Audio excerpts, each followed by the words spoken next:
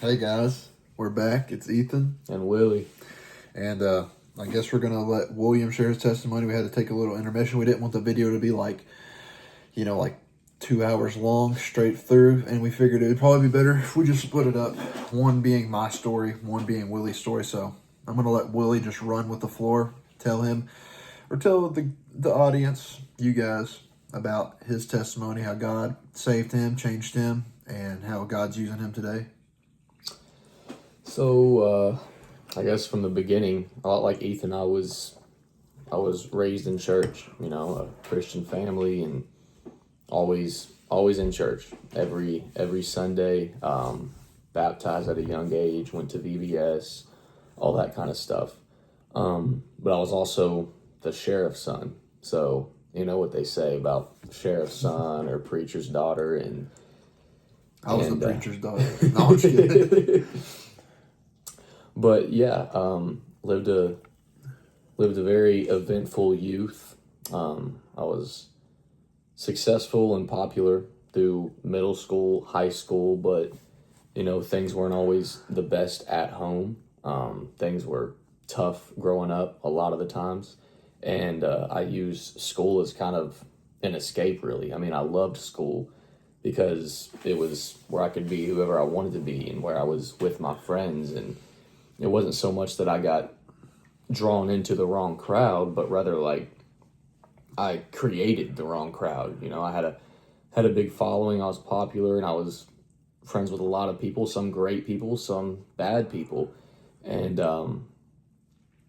but I loved the attention. I loved being the center of attention, and not so much in an annoying way, but just I loved being the center of attention. So anything I could do to get praise or glory or make me more prideful, I would do, whether it was in sports or in the classroom or partying or doing a lot of things I shouldn't be doing.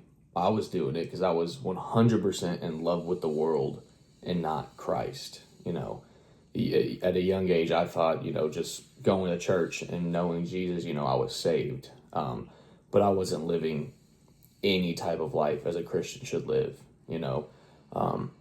I wasn't a horrible person as far as treating people wrong. I think I loved people too much. I would definitely put people above God. I put their opinions of me above the Lord's opinions. I put how they viewed me above everything, and I wanted to please the world and be fun Willy, and Willy that everybody loved and wanted to hang out with, and the life of the party. But I put anybody from the world above the Lord and what his intentions were with me. And I didn't really do a lot of partying as far as like in middle school and stuff like that. But once I had graduated high school, the world had consumed me. I mean, I thought high school was my peak. It was so devastating for me to graduate because I loved school, and now I no longer had that escape. I no longer had a place to go every day with my friends and be somebody different than I would be at home. It was like a mask I was wearing, and now the mask had to come off because I no longer had that place to go where everyone loved me and I could be crazy, be fun, and do certain things I wouldn't do at home. And so it seemed almost immediately after graduation I was looking for a way to be that center of attention again, to be that fun Willy, to surround myself with people and escape into a different world, a different lifestyle, so I didn't have to focus on things that had happened to me in my past or things that were going on at home, and I could just escape and have fun. And so, like I said, it was not long after graduating high school that I got a trailer way out, no neighbors, and it turned into basically a trap house. I mean, I was throwing parties every night of the week almost. I mean, there was probably a couple nights I wasn't throwing parties, and I was inviting people that were still in school, people that had graduated, but my parties got big. Everybody came to the parties, and it was kind of like my own version of high school again. Everybody wanted to go to Willy's. Willy's was fun. We're going to party. I mean, anything went at my place. I never got into hard drugs or anything like that, but I was drinking, and drinking was, at the time I told myself it was just something fun. Everything seemed more fun while drinking, but looking back, it was more of an escape, because not only could I escape in that world of being the center of attention, having fun, and being someone that I wasn't truly, but I could also drink and numb certain things and make things even more fun, and not think of any repercussions of any of my actions, and just do it. And I think back to, had I used all those people that looked up to me or wanted to party with me, or loved my lifestyle, and had I been saved then, living for the Lord, I could have led a lot to Jesus. But I did the exact opposite.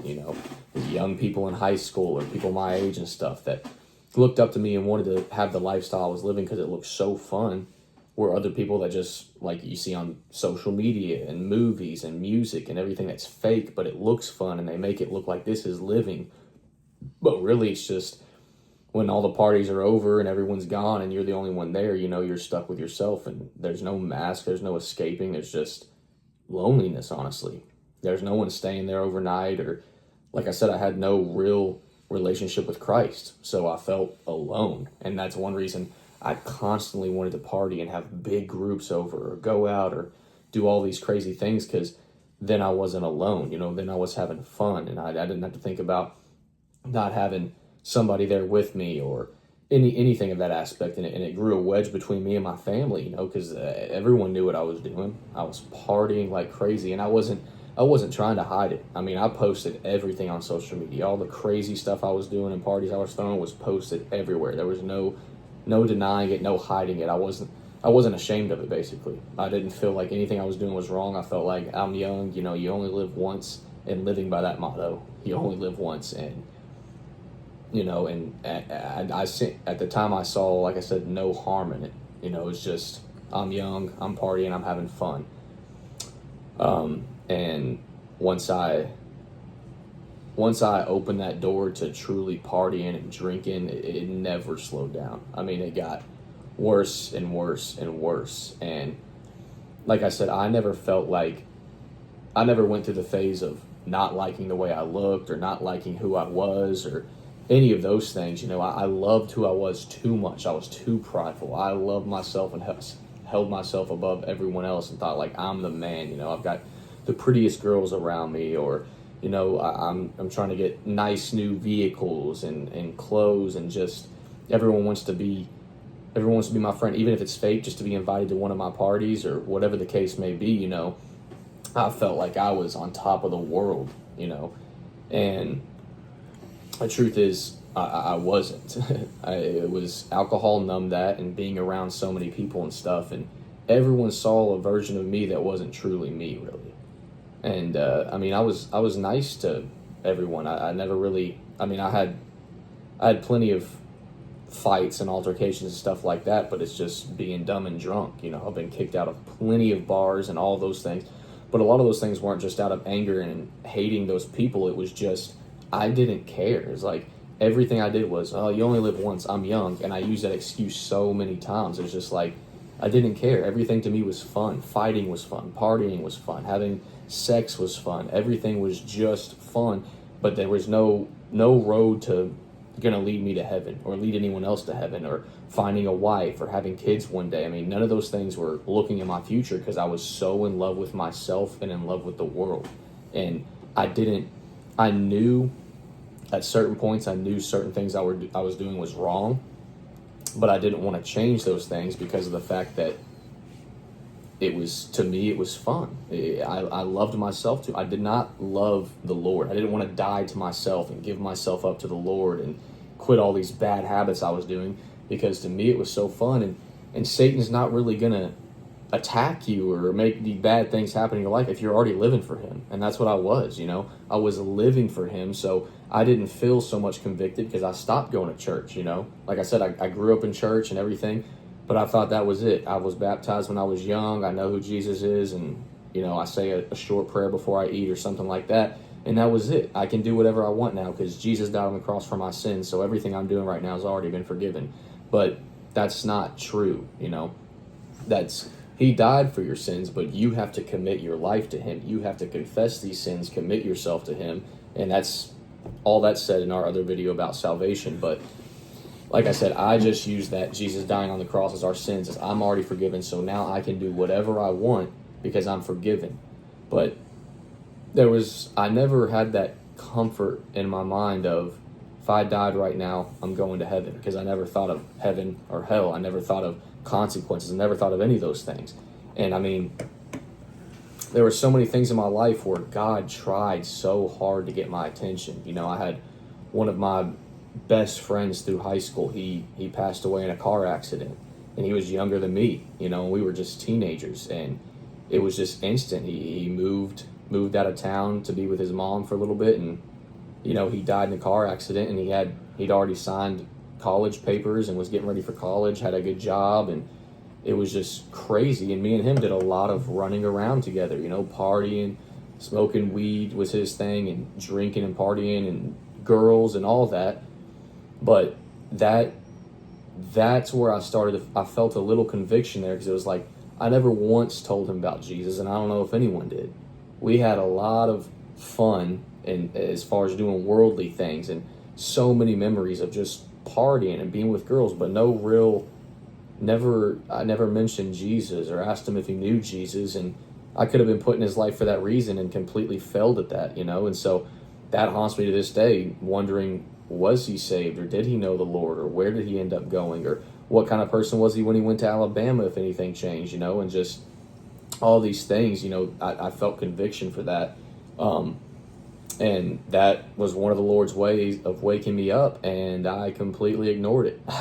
I continued to party. In fact, I partied harder to hide that pain. I didn't want to deal with it. I didn't want to think about the fact, oh, he died, and these things I'm doing in life do have consequences, and I could die at any moment, and maybe I could go to hell, and I don't know. It didn't change me. I partied even harder, and I felt like I was partying in his name now, you know, and he would want this, and you know, and he wouldn't want the tears. He'd want me to drink something or whatever. And so I partied even harder after that.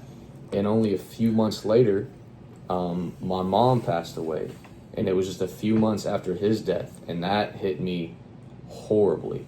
That was just, it was awful. It was sudden. It wasn't like she was sick in the hospital, or you know, something we had been planning for. Is just, she had a seizure and didn't wake up from it.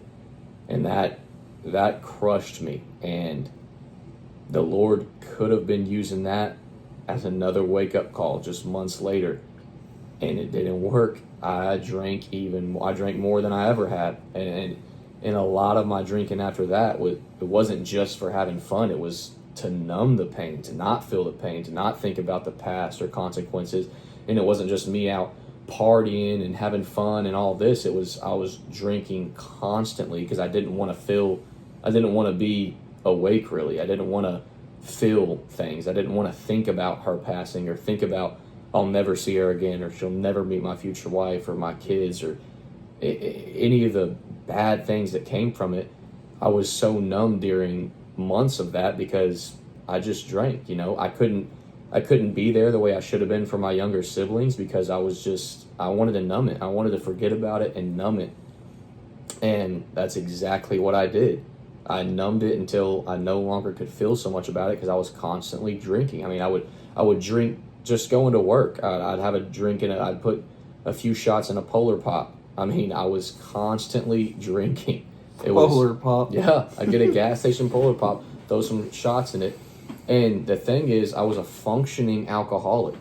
Like, you would see me, or whatever, you would never think I was buzzed or drunk or whatever, but I always was, because I didn't want to feel things. And that's what it all started from, me wanting to have some fun and have some drinks and be the center of attention and party. And I'm young, and you only live once, and it's not hurting anybody. To now, I'm a functioning. I've got to drink every day because I don't want to feel certain things that's happened to me in my past. I don't want to feel certain people that I've lost. I don't want to feel convicted by the Lord. And the only way I can stay hype, fun, Willy for everyone else that loves me is I've got to keep some kind of buzz. And so, thank the Lord I never turned to drugs. It was just alcohol. But I mean, I was drinking and driving every day, partying like crazy. And it just got worse and worse, where partying was just kind of, that's what people knew me for. Not the good guy I was or anything like that, but just Willy's a lot of fun. Not, oh, he's saved, or he'll bring you to Christ, or he's going to be a good father one day, or a good husband, a good role model for my kids to look up to, or for me to look up to. It was none of those things. It was just, Willy's a fun time. Like, if you want to have fun, you call Willy or you hang out with Willy. And it just boosted my ego because I was popular all over again just in my hometown, just as I was in high school. You know, it was just like people wanted to party with me, and I loved it. And so any chance I was off work or anything, I was never doing really anything other than drinking with someone or partying. I mean, even if it was just a hangout, you know, let's go bowling or let's grab a bite to eat. Well, we're drinking. And if I wouldn't be the first to do it, but if someone ordered just a beer with their burger, now I've ordered a table of shots and we're taking shots. And now it's 2 a.m. and we're in another city. I mean, that was a normal weekend. It was just like it wasn't drinking because I enjoyed the taste or to hang out. It was, if we're drinking, we're getting drunk. We're going to drink. And everyone at this table is going to drink too. And I pressured so many people over the years to drink, to have fun too. People that didn't even drink. And they ended up drinking and partying with us all night. And, you know, and it was just, I never gave into peer pressure, but I definitely enabled it. I peer pressured people. And who knows, you know, they maybe never would have picked up a drink if they hadn't met me, but I wanted them to be on the same level as me and everyone else, and I didn't want anyone looking at us differently, so I wanted everyone to be drunk, and we would party, and it would be bingers. I mean, I couldn't wait to get off work because we're going all weekend, and I never viewed it as I'm drowning the pain, or I'm trying to numb something inside of me. I only viewed it as I'm not doing anything. I'm living the life that you see in movies and on social media and TikTok videos and the songs you listen to.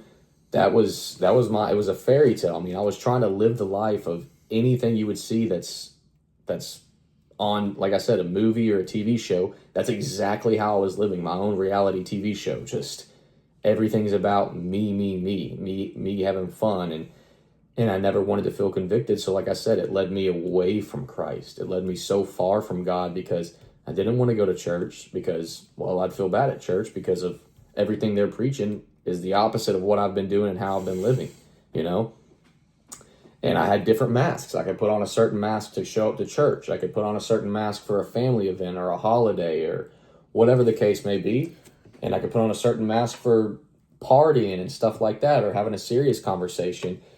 But it was all these different masks and characters I was playing to please everyone. But I didn't have a single mask to please God. I was only worried about pleasing the world and myself. And as long as I was having fun or happy. But I never truly knew if I was happy because I was always drunk or recovering from the night before. And it got to a point where I was drinking so much I had no hangovers. I found the science behind it to never get a hangover. I knew what to mix, how much water to drink, to where I wouldn't wake up with a headache or feel bad at all. I could wake up and go again. I don't know anyone that could have outdrank me, and it's sick because I spent years building my alcohol tolerance up so high. Nobody could outdrink me. I could take more shots than anyone, and people could drink beers, but I had to drink straight liquor, and I would be on the same level as them, and theirs is 7% alcohol, and I'm drinking 80% alcohol, 80 proof vodka, and just on the same level as them, and theirs is just 7% beers. But it's like my tolerance was so high from how much I'd been drinking. And then it also obviously affected my finances because my tolerance being so high, I had to spend extra money on so much alcohol to be drunk for the night or to party. And my house was always stocked. If you came over for anything, the first thing I'm doing, I'm pouring you a mixed drink. Pouring you a drink or a shot, we'll hang out. And there didn't even have to be plans about going out and doing anything. I'm just already going to pour you a drink because in my mind, this will make the day more fun. This will make the night more fun. We'll have more fun if we take this drink. And realistically, it's just us escaping into something else and numbing whatever. And it became so bad that, like I said, the reason I think it became so bad is because I never saw it as a problem. I never saw it as I'm an alcoholic or I drink too much or I have to have a drink or, well, if I'm not drinking every single day or if I got to get one as soon as I get off, you know. And that's the thing, I never drank alone. I never got to the point where I'm drinking alone at home, and that's what I convinced myself. As long as I'm not drinking alone, I'm not an alcoholic. I can quit whenever I want. I'm not an alcoholic. But the reason I never drank alone is because I was always surrounded by people. There was always plans. If someone had work, someone else didn't. So there was all kinds of different groups in and out of the places I lived through the years. And every day a week, I had something else set up for when I got off or you get off work. That we're drinking, we're doing something. And every day was a weekend. And it was easy because I wasn't going to church on Sundays.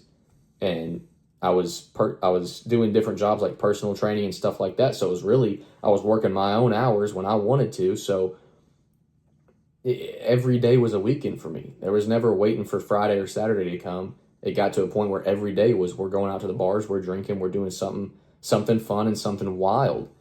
And I lost relationships, a lot of relationships along the way because I could never stop drinking. And I was never truly me. And I was scared, if they see the real me or whatever, I didn't want to see him because I know he's hurt. He's a hurt little boy who's lost friends and lost his mom. And he's been hurt physically in his past. And so many different things has happened to him. I can't let him be sober in this relationship because if he is, they might leave and not like him anymore because he's just a hurt kid. And so I always had to put on this front. And lost a lot of relationships on the way because I couldn't figure out which mask to wear with this girl or how to be serious or whatever the case may be. And the Lord he's tried so many times to get a hold of me. And he got a hold of me one time. I had funny enough, my fiance now, she left because of my drinking problems. I couldn't stop drinking. I wasn't even spending time with her. It was just every time she had a day off work or something, I was out drinking, partying. Different girls, different guys, just strangers she's never, just hanging out. And I'd be leaving the bar and I'd call.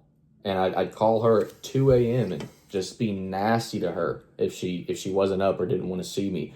Or I'd call in the middle of the night and tell her to get my place ready because I had, for some reason, invited everyone over from the bar. And so many times I would call her and wake her up and tell her to go get my place ready because I got 20 people from the bar coming over because after it closed, I said party at my house. And this is years after I had the trailer and years after I'd graduated, and I'm still throwing these parties and constantly ready to go. I didn't care about work the next day or anything else, or if these people had work the next day. I mean, it was just, let's party. Let's numb it as long as we can. And so it got to a point where she left me, and that woke me up. I mean, that truly, it was one of the girls that I lost, and it was just like, wow, like that was a good one. And it woke me up. And so I went completely sober. I said, I'm not drinking anymore, went completely sober and committed. I mean, I was living for the Lord. I was out in the parking lot of B-Dubs till 2 a.m. just sharing my testimony and sharing the word of God and preaching to every person I met. And I was on fire for him. I mean, I was just so on fire for him. I felt him inside of me. I felt I needed that wake-up call. And I looked back at all the things in my past. I was like, man, he's brought me through this. He's brought me through this. He's brought me through this. And thank you.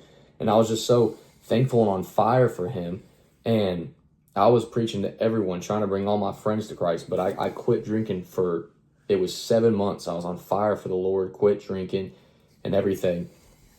But then I got her back and I became content again. I became happy. And then it was New Year's and I was like, all right, it's New Year's. I can have a glass of wine. And I had a glass of wine, and then it turned into a couple glasses of wine, and then a few shots, and then next thing you know, we're drunk. I'm drunk, and it's New Year's, and I'm drunk, and I just went 7 months sober on fire for the Lord, and now I'm drunk just because it's New Year's. And I was just like, I convinced myself, it's okay, it's New Year's, it's a ceremony. Jesus' first miracle was turning water to wine, so this is okay, it's not bad, and convinced myself it was okay. And then a week went by into the new year, and then people found out I was drinking again and started messaging me, started hitting me up, starting wanting to make plans, wanted to do certain things, and I immediately was just straight back into it. I went out the next weekend, and then the next weekend, and the next weekend, and I was immediately straight back into that pattern. That's why it's so dangerous how easy it is. I mean, 7 months on fire for the Lord and completely sober, and then boom, it took one night to drink again, and I was right back into it. But now it was even worse than before, because now I went 7 months sober, so my tolerance had went down some. So now, oh, whoa, I'm getting drunk faster, and it's just, and I was making a lot more money than I had before, so I had more money to spend on it, and the girl that left me was back, and so I'm happy in my relationship, I'm content, and just, it led me straight back into it, straight back into having big groups come over every weekend. We're partying, I've got all the drinks, bringing the games, we're going out, we're going on vacations, we're just blowing all kinds of money on drinking. And then I felt convicted for what I was doing, so I drank more to numb that pain. The same way I dealt with losing my family members. I dealt with it, feeling bad about myself. I drank more, continued to party, and just contradicted everything I spent 7 months preaching about.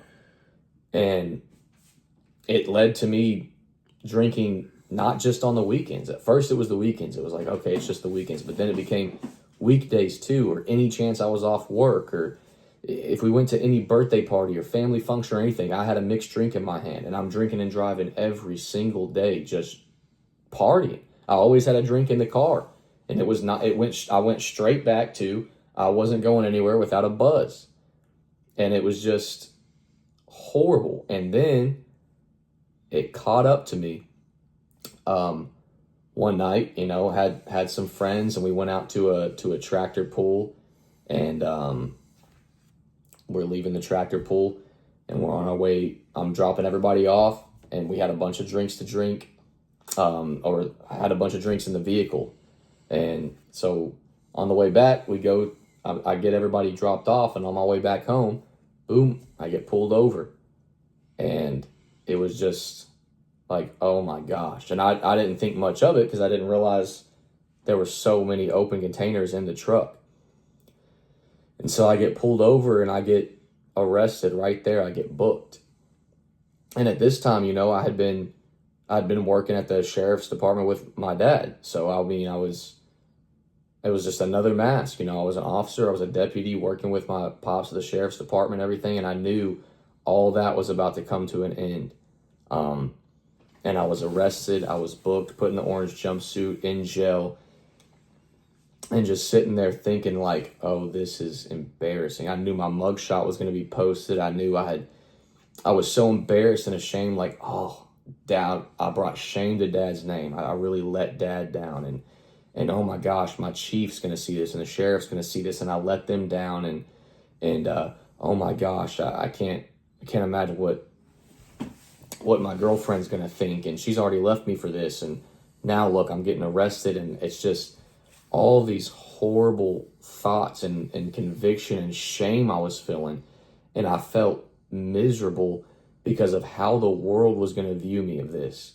And right there, it just clicked, and I realized I felt so ashamed and disgusted of how my dad was going to feel, and how my chief was going to feel, and my girlfriend, and friends on Facebook seeing my mugshot, but never once when I was doing all these actions was I ashamed of how the Lord was viewing me in those moments. I was more worried about everyone in the world, how they're viewing me, and how I'm going to look on social media, and how I'm going to flip this into something funny or cool. But I was not ever worried in all those moments how Jesus was viewing me, and that I was letting him down every time I drank, every time I partied, every time I committed adultery, all the sins, every time I watched pornography or cursed or said something I shouldn't say, listened to something I shouldn't say. All those times I never felt bad that I was doing that to the Lord, but I feel bad if the world views me a certain way. And I've never felt more convicted in my life in that cell. And it all just clicked, and it was like, I'm done. I'm not going to drink. I'm not going to party. Lord, you can use me, because I just felt ashamed because I had to be sober. You can't leave the jail when you're arrested for that. You can't leave till you're sober. You've set for 24 hours and stuff. So you just sit in a box alone. And so I had nothing but time and my thoughts. And it was just me and the Lord in there. And it was just like, I really heard him speaking to me. Everything, all the times I drove drunk, or all the times I got in fights at bars, and all the women I slept with, and all these different sins and things that I committed. And God made sure I made it home safe. I never drank too much that it killed me, or had to get my stomach pumped, or hurt somebody in a car wreck, or killed someone because I was driving drunk, or killed myself because I was driving drunk, or killed someone in a bar fight because I was too drunk to know what I was doing, or got killed in the bar fight because I was too drunk to fight back. And all these different things that the Lord allowed me to go through safely. I mean, I was blessed beyond what I deserved, because there was no real repercussions for any of these things. Like I said, I made it home safely every night, and I had no effects to my health. It's not like all the alcohol. I drank enough alcohol to kill a horse. I mean, there's no excuse for the amount of alcohol I drank, but I mean, there would be no surprise if I died of alcohol poisoning on any weekend for the amount that I was drinking. But the Lord allowed me to go through all those things because he had a plan. And that's what I heard him tell me in that jail cell, was just, I've got a plan for you, and finally you're ready to listen. And the only way he was ever going to get my attention, because I was having too much fun living for the world, and he didn't want me to die or kill me off, because he had this big plan for me. But I had to get arrested. I had to be humiliated in public on social media, and feel humiliation for what my dad's going to see, and what my chief's going to see, or my girlfriend, or my family members. And it was the only way he was going to get my attention without hurting me, was I had to get pulled over that night. The reason I was pulled over was it said that I turned too slowly, But it had to be done, because it's the only way I was ever going to have a wake-up call. Because as long as I continued to just have fun in the world and do this, I was going to go to hell. I was going to die and burn for eternity, and I was going to lead hundreds of people to hell with me. Not on purpose, but just because I wanted to live for the world that was more fun. And so God had to get me pulled over that night, because he's like, okay, I got to get your attention, man. I need you to listen to me. You've had your fun. I've kept you safe. You've turned your back on me. Nothing else has worked, So I've got to do something. And I believe that's exactly what happened. I was pulled over. I was arrested. And it's the greatest thing that's ever happened to me in my entire life. 100%. I don't regret that at all, because it's the greatest thing that happened to me right there in that jail cell.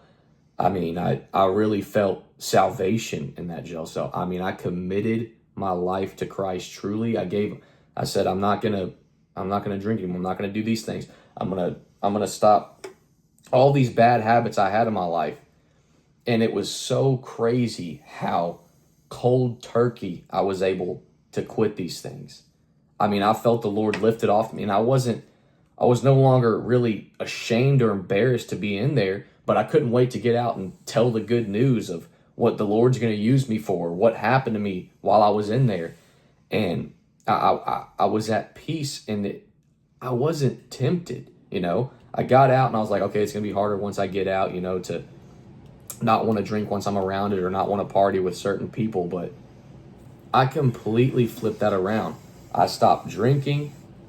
I no longer hung out with certain people, and I made sure everyone knew my life is for the Lord now. My life is for Christ. I'm committed to Christ. I posted it all over social media, and anybody that talked to me, they knew it. I went back to church, never stopped missing any church services, and actually paid attention.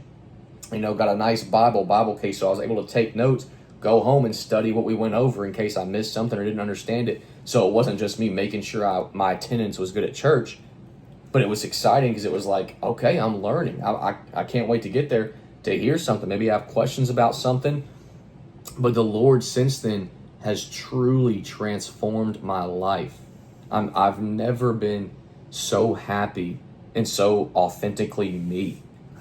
I mean, you can ask anyone, any of my old friends I party with, any of my new friends, family members, anything. I'm transparent. I'm the same me on a weekend night. Right now, what is it? It's 11:30 Friday night. And I'm the same version on a weekend night than I am Sunday morning in church. It doesn't change. I don't leave it at church and then become someone new and start sinning again. It's the same version of me. I wouldn't be ashamed if my pastor saw me any day of the week, how I'm acting, what I'm doing, who I'm with, what I'm watching. I mean, I wouldn't be embarrassed or ashamed because I'm truly committed to Christ, and he's brought this peace over me. Because for the first time in my life, the greatest feeling ever is, if I die tonight in my sleep, if I die tomorrow in a car wreck, I know where I'm going. I know that I'm going to heaven. And I don't fear death. Death fears me. But I don't fear death. It's obviously I've got a child now, a fiance, and I love the things that are happening in my life, but I'm excited to meet Jesus. I don't fear death, and I don't think we can escape God's plan for us, so there's no need in me worrying how I'm going to go, but I do know that I know where I'm going when I die. Mm-hmm. And I want to lead as many people to Christ as we can.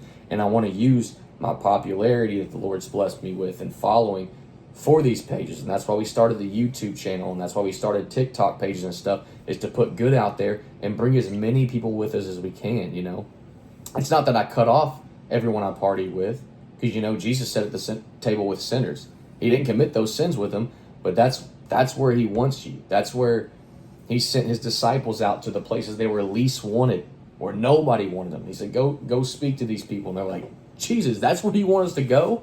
And he's like, yes, where they were least wanted.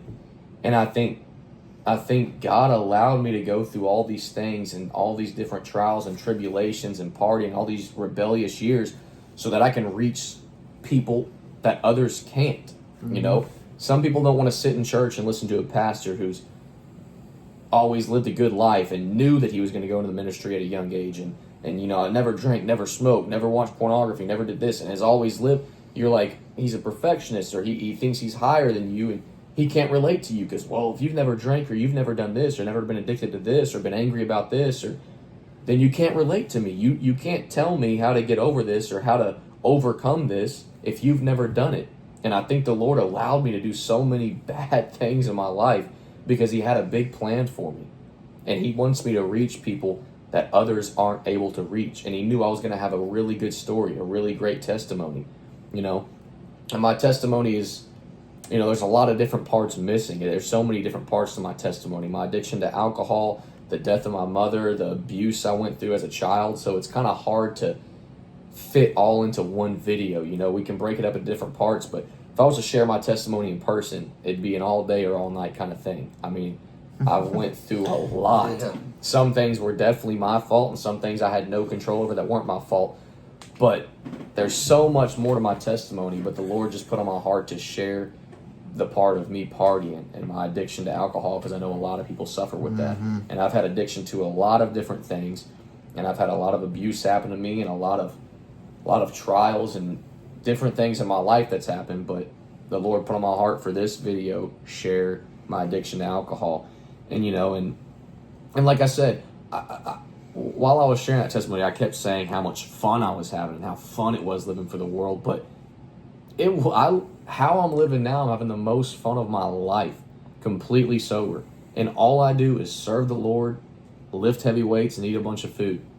I mean, it is such, it sounds funny, but it's such a blessing. It's just like, it's such a fun life. And it's not only healthy for my soul, because I'm constantly hungry for more of Christ, hungry for more of the Word, hungry and wanting to learn more. But I'm also, at the same time, doing things healthy for my body, fitness-wise and meal-wise and overall health, mentally, physically, spiritually, and trying to be the best dad that I can be for my son. He's growing up, and I want to be the greatest father for him. Everyone wants to be a great dad, wants to be the best dad, but I mean, I want to lead a Christian home. I want him to know who the Lord is at a young age.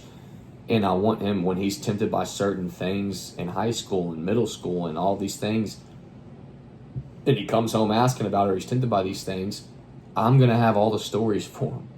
It's not going to be me telling him, no, you can't do this. God said it's wrong, and you shouldn't do this. But I can tell him all the times that I did these things and where it led me, and all the bad things, all the jobs it cost me, the vehicles it cost me, the friends and relationships it cost me, financially what it cost me, because being arrested is not cheap at all. And so I'll have all of these different stories to tell him and all of these different life experiences that I think will connect with him differently. Other than me just telling him as a dad, these things are wrong, and tell him all the things that I did. And the world's going to tempt you, but I've been so blessed that when I gave it up to God and I let him truly use me for what my purpose was and for what he wanted me for, I've not been tempted. I've not been tempted by drinking alcohol or by watching pornography or, self-gratification or smoking or any of these things or, watching I haven't even been tempted by it. I mean, the Lord took it from me, and it was just like, boom. It wasn't something I had to wing myself off of. I told him, I said, Lord, take this. And I meant it. I was committed to him, and I meant it. And he took it. And I've not been tempted by these things, And the flesh wants things. The flesh still wants to party, drink, and have sex with other women outside of a relationship, or not even be in a relationship, and just run around and do crazy things. My flesh wants that because we're human. But my heart is pure and belongs to the Lord. And so therefore my heart, mind, and soul turns down my flesh because I know it's wrong. And because I have the love for the Lord and Christ lives within me. And he's changed my flesh from the inside out. So all these worldly things, they don't mean as much, because the most important thing to me now is, one, me getting to heaven, but me bringing as many people with me as I can. I want to share my story. I want to change lives. I want my story to not be for nothing. All the loss I dealt with in my life, I don't want it to be for nothing. And I don't want to just take myself up there. I want to bring as many people with me as I can. And, I've shared my testimony with a lot of people that I partied with back in the day. And a lot of people have felt convicted for it, had a lot of different questions about it. And already it started to reach people. And it's such a beautiful thing to see. But I was never really happy. I talk about all the different masks I had to wear, and I've never been happier now, and I wear no mask. I am transparent, authentically me, 100%, and I let Christ speak through me and shine through me. And there's no mask. There's no trying to be someone else for any group of friends. Just glasses. Just glasses. I have 4 eyes. I was blessed with that as well. But no, the Lord has blessed me beyond. My fitness journey has been the best it's ever been. My mindset has been the best it's ever been. And I've lost so much.